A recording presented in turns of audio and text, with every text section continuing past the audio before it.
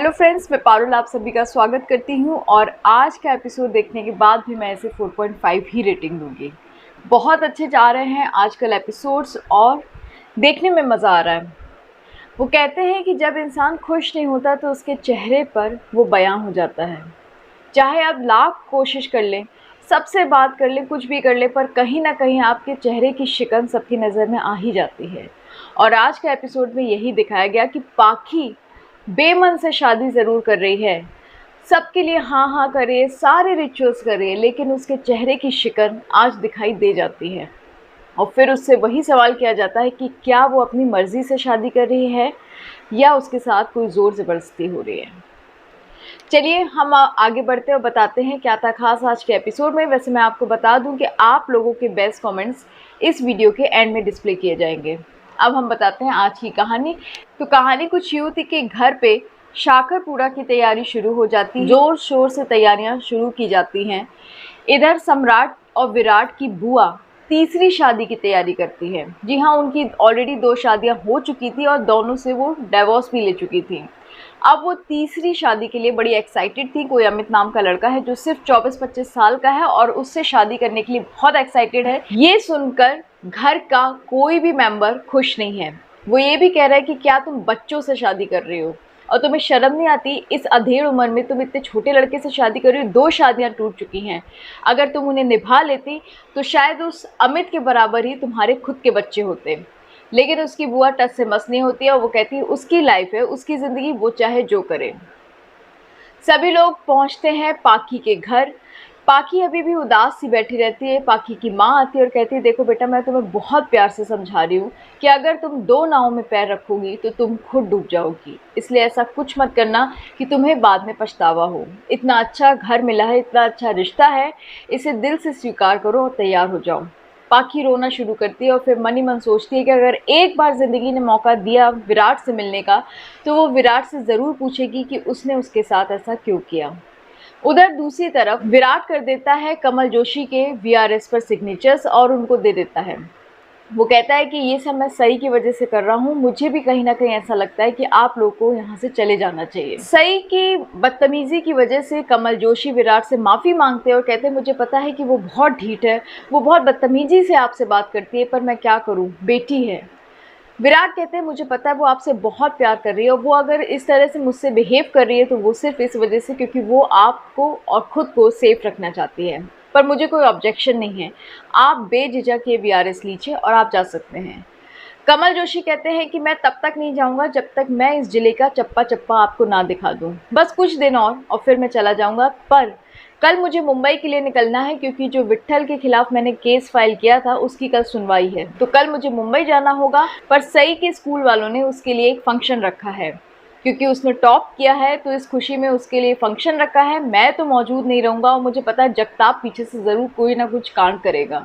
इसलिए मैं आपसे सिर्फ एक रिक्वेस्ट करता हूँ कि आप उसकी सेफ्टी का ध्यान रखिएगा। आप उसके साथ रहेंगे तो जगताप की हिम्मत नहीं पड़ेगी मेरी बेटी के आसपास भटकने की।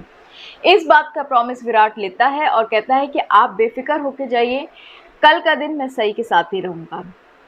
सई के घर पहुँचते हैं विराट, जिसे देख के सई बिदक जाती है और कहती है कि आप यहाँ क्या कर रहे हैं और आपको मेरी सेफ्टी सिक्योरिटी की क्यों इतनी परवाह होने लगी? अगर बाबा ने बोला भी है तो मुझे आपका साथ नहीं चाहिए। विराट कहता है कि आपको मेरा नहीं, मुझे आपका साथ चाहिए, इसलिए मैं तो रहूँगा। अब आप चाहें तो अपनी आबा की बात को मना भी कर सकती है। सई आबा का नाम सुन के चुप हो जाती है और चली जाती है। सई विराट की गाड़ी से पहुँचती है स्कूल। जब वो उतरती है तो स्कूल में उसकी फ्रेंड्स उसे टीज़ करने लगती है और कहती है वाह क्या बात है, क्या किस्मत है तेरी, तू एसीपी की गाड़ी की में बैठ कर आई है। ये एसीपी भी कितना हैंडसम है ना, अगर तेरे पास इसका फ़ोन नंबर है तो मुझे इसका फ़ोन नंबर दे दो। सई चिढ़ जाती है और कहती है कि ये एसीपी बहुत ही बदतमीज़ आदमी है, तुम लोग प्लीज़ इसके बारे में कोई बात मत करो। उधर प्रिंसिपल एक बुके लेकर आती है तो सबको लगता है वो सई को देने आ रही है, लेकिन प्रिंसिपल वो बुके देती है विराट को क्योंकि Virat as a chief guest इस स्कूल में आता है। जब सई को पता चलता है कि चीफ गेस्ट विराट है तो सई को और बुरा लगता है, लेकिन विराट चौड़ी छाती करके उसके बगल से निकलता है, जिसे देखकर विराट तो खुश होता है पर सई का मुंह उतर जाता है। इधर दूसरी तरफ जगताप कैरम खेल रहा होता है, तभी एक दोस्त का फ़ोन आता है। वो बताता है कि सई के पिता मुंबई की ट्रेन में बैठकर मुंबई के लिए रवाना हो चुके हैं। जगताप को बहुत खुशी होती है और जगताप कहता है यही वो दिन है जिसका हम इंतज़ार कर रहे थे। ससुर जी मुंबई चले गए, अब यही टाइम है कि हम अपनी दुल्हनिया को घर वापस ले आएं। तभी विट्ठल आते हैं जिसे देख के सब लोग खड़े हो जाते हैं। वो जगताप का चेहरा देखते हैं और कहते हैं इसी गाल पे तूने चप्पल खाई थी ना, और यही वो गाल है जिस पर उस एसीपी ने तुझे चाटा मारा था। तुझे शर्म नहीं आती बिल्कुल भी?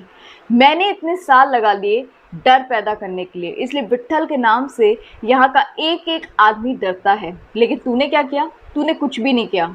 कल की 2 कौड़ी की लड़की तुझे चप्पल मारती है, कल का एसीपी तुझे थप्पड़ मारता है, पर तुझे कोई फ़र्क नहीं पड़ता। मेरा बेटा है और उसके बाद भी ये हरकत करता है।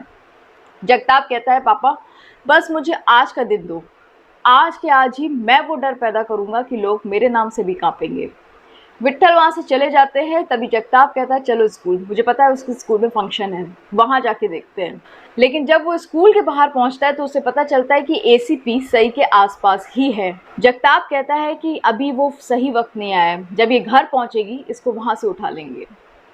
इधर दूसरी तरफ पाखी तैयार होकर सबके सामने आती है। वो इतनी खूबसूरत लगती है कि सम्राट सिर्फ उसे देखता ही रह जाता है। लेकिन तभी बुआ को शक होता है कि पाखी अभी भी गुमसुम सी चुपचाप सी बैठी है। वो उसकी फ्रेंड से पूछती हैं कि क्या पाखी अपनी मर्जी से शादी करी है या उसके साथ कोई ज़ोर ज़बरदस्ती हो रही है। पाखी उठती है और कहती है कि इसका जवाब मैं दूंगी। वो नीचे आती है और कहती है कि मैं अपनी मर्जी से शादी कर रही हूँ, मेरे ऊपर किसी भी तरह का कोई प्रेशर नहीं है। ये सुनकर सम्राट की मामी बहुत खुश होती हैं और वो कहती है वाह मैं बहुत इम्प्रेस हूँ तुम्हारा कॉन्फिडेंस देख के और तुम्हारे बात करने के तौर तरीके देख के। I am very impressed. बस इसी के साथ एपिसोड का दी एंड हो जाता है। कल के एपिसोड में आप देखेंगे कि हल्दी की रस्म में विराट होगा फैमिली फंक्शन में शामिल और विराट का आमना सामना होगा पाखी से। दोनों सिर्फ एक दूसरे को देखकर चौंक जाएंगे और देखते ही रहेंगे।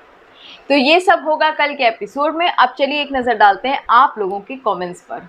갑자기 내게 나타나준 너, 난 아무 말도 할 수가 없었지. 첫눈에 반한다는 이야기가 널 보는 순간 이해가 됐어.